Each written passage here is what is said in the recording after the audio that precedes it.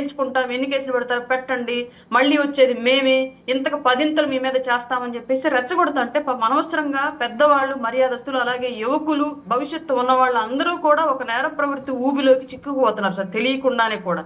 రాజకీయం అనేది తొడలు జరుచుకునేది కాదు, రెచ్చగొట్టుకునేది కాదు, నా పెతాపం నీ పెతాపం చూసుకుంటాం అనేది కాదు. రాజకీయం అనేది ప్రజల కోసం ప్రజాస్వామ్యబద్ధంగా చేయాల్సిన విషయం అన్న విషయాన్ని మర్చిపోయి పూర్తిగా నా లీడర్ కోసం నేను నాశనం అయిపోవాలి, నీ లీడర్ కోసం నువ్వు నాశనం అయిపోవాలన్న కాన్సెప్ట్ ని రాజకీయాల్లోకి తీసుకొచ్చారు.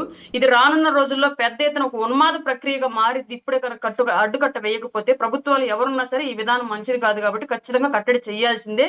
ఈ జైలు గోడల మధ్య నలిగి వచ్చిన వాళ్ళైనా కనీసం ఏదో చెప్తారు, సిద్ధాంతులైన వాళ్ళంతా వేదాంతం చెప్తారని చెప్పేసి, అట్లాంటి వేదాంతం ఏదైనా సరే అప్కమింగ్ జనరేషన్ కూడా చెప్పి మళ్ళీ ఈ బూతుల కామెంట్లు, బూతుల మాటలు మీడియాల ముందుకు వచ్చి మాట్లాడి పెట్టి మార్పింగ్లు, ఎడిట్లు చేసే వాళ్ళకి కనీసం అయినా సరే ఇది ఇట్లా చేస్తే ఇదిగో మాలాంటి గతి మీకు పట్టిద్ది, మీరు చెయ్యొద్దని చెప్పేసి జ్ఞానబోధ చేయాలని చెప్పేసి నేను కోరుకుంటున్నాను సార్.